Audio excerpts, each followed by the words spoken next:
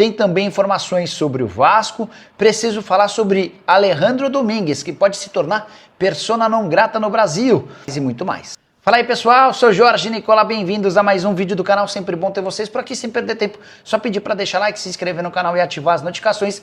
Bora começar o vídeo. Preciso falar agora sobre Alejandro Domingues. Presidente da Conmebol pode ser impedido de visitar o país por 6 meses. É que o deputado federal Sidney Leite pediu para que o governo estabeleça o presidente da Conmebol como persona non grata. Se isso acabar sendo aprovado, ele fica impedido de pisar no Brasil por meio ano. Tudo porque o Alejandro Domingues não vem combatendo, como se imagina, o racismo contra jogadores e times brasileiros na Libertadores e também pela frase infeliz na última segunda-feira, durante o sorteio dos grupos da Libertadores e da Sul-Americana. Chegaram a perguntar para o Alejandro Domingues como é que ele via a possibilidade de a Libertadores não contar com brasileiros e ele disse que essa possibilidade inexistia. Seria como o Tarzan ficar sem a Cheetah. Só que, só para lembrar, Cheetah é um chimpanzé e tem tudo a ver com os atos de racismo praticados contra brasileiros. Bora falar agora sobre o Vasco da Gama, alerta ligado no Cruz Maltino, às vésperas da estreia no Campeonato Brasileiro. Nesse sábado o Vasco até venceu 2-1 contra o Boa Vista, mas, de novo, os titulares fracassaram.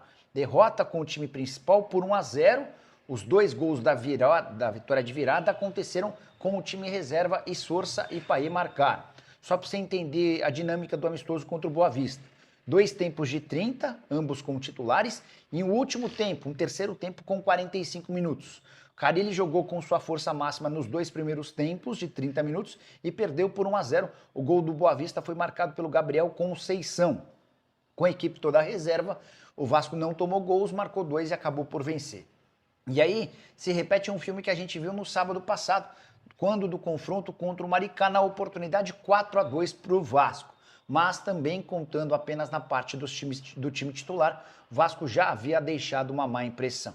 Estreia do Cruz Maltino marcada para 30 de março contra o Santos em São Januário. Queria que você deixasse o espaço para comentário para dizer como é que você vê o atual momento do Vasco. O Vasco vai brigar pelo quê no Campeonato Brasileiro? Por favor, deixe seu comentário, beleza? André Ataíde, Nicola conseguiu a resposta sobre o reserva do Verratti, que o Vasco está negociando. Ontem, durante o programa, havia chamado uma pessoa do Vasco para tentar informações a esse respeito e fui solenemente ignorado. Nem o azulzinho apareceu. Quando você manda mensagem no WhatsApp, primeiro manda aparece um ticado, se saiu do seu telefone. Segundo ticado, chegou ao telefone da pessoa para quem você mandou. E azul se a pessoa leu. Nem algo o azulzinho. Então, vou mandar de novo. Vamos tentar. A gente insiste, né? Somos insistentes e chatos, mas a gente vai tentando para deixar vocês com respostas, né? Novidades sobre a SAF do Vasco. Railan, a maior novidade nem é tão relevante, não é tão nova assim, né?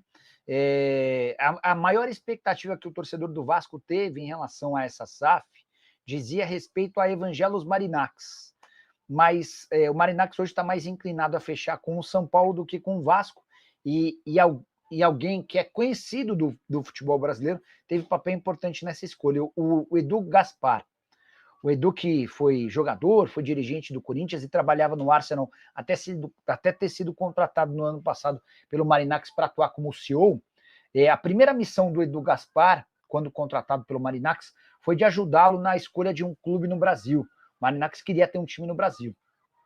E o Edu contou para o Marinax que havia feito, enquanto executivo do Arsenal, um levantamento em 8 clubes brasileiros, porque ele queria que o Arsenal fizesse uma parceria com algum clube daqui. Entre esses 8 clubes, nenhum dos 8 era o Vasco. E um que ele fez um levantamento e gostou bastante foi o São Paulo. Não no profissional, mas na base. O Edu se encantou com o Cotia, com os processos, com a estrutura, com a capacidade e o potencial de Cotia. E assim que o Marinax teve esse papo com ele, o Edu falou de Cotia. A partir dali a coisa começou a avançar e em relação ao Vasco, o Edu Gaspar foi bem cético. Lembrando da questão de dívidas, hoje a dívida do Vasco gira na casa de 1,4 bilhão contra uma dívida zero do CT de Cotia e das categorias de base do São Paulo. Outro ponto que o Edu citou para o Marinakis, que fez com que o magnata grego desse uma desistida na conversa pelo Vasco, foi em relação à insegurança jurídica. Quando o Pedrinho, no ano passado, recorreu à justiça para tirar 777, ainda que com motivos válidos, ele cria no mercado uma insegurança, uma instabilidade. Qualquer um que vai investir no Vasco hoje pode parar para pensar se não vai correr o risco de sofrer a mesma situação, né? O cidadão quer saber se o Fabinho pode pintar no Vasco. O Vasco foi o primeiro clube grande a fazer proposta oficial ao América. A proposta girou na casa de US$1 milhão. E além de ser um valor abaixo daquilo que o América queria, outra coisa que pegou foi que o Vasco queria parcelar. E o América já decidiu que só vai fazer negócio com clubes brasileiros à vista. É mais ou menos na mesma situação do Flamengo, o medo de tomar calote, esse tipo de coisa. A partir de agora, o América só vai topar fazer negócio à vista, tá? O Watson para o jogo com o Santos.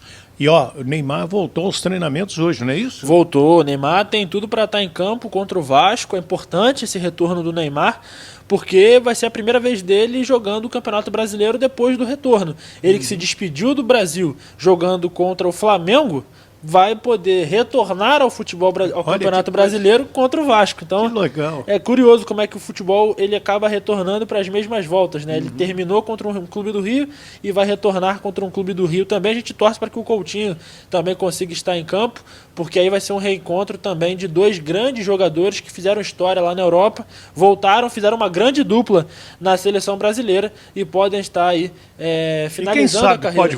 Podem voltar. Podem voltar. Com certeza. Eu torço demais pro Felipe Coutinho. Demais, eu sou demais. fã do futebol dele. É um jogador que, em 2018, para muitos, foi o melhor jogador da seleção brasileira na Copa do Mundo. Pra FIFA foi, você sabia? Então, pra FIFA foi. E, de fato, ele fez uma Copa do Mundo muito boa, tava ali no auge físico e técnico dele. A gente torce para que é um jogador que ainda é novo, ele é mais novo que o Neymar, até, né, em questão de idade. Então ele pode ainda retomar essas boas atuações dele e, quem sabe, retornar também à seleção brasileira. E fazendo aqueles golaços, viu, Felipe Coutinho? Que você fazia pela seleção, já fez, né, pelo Vasco também, e a gente está torcendo muito por você. O Vasco hoje ele não precisa de SAF, gente, não precisa. A ideia da SAF hoje para o Vasco é você antecipar. Então, assim, eu preciso de 5, 6 anos para conseguir voltar a contratar, voltar a ser grande, voltar a brigar pelos títulos de expressão, ser campeão brasileiro, ser campeão da Copa do Brasil, da Libertadores. Precisaria de um tempo longo. Então, a SAF para o Vasco hoje ainda é interessante. A gente consegue fazer toda essa negociação, que já está sendo feita, e traz uma SAF que vai entrar com 200, 300 milhões, comprando, vamos dizer assim, para explicar, gente, não estou falando para vender o Vasco com 300 milhões, não. Eu estou falando, vai comprar a SAF da 777 e vai injetar mais 300 milhões no Vasco. Esse dinheiro já alavanca o Vasco e pula etapas. Que, se quem não quiser esperar, a gente tem essa forma aqui, a gente vai pular essas etapas.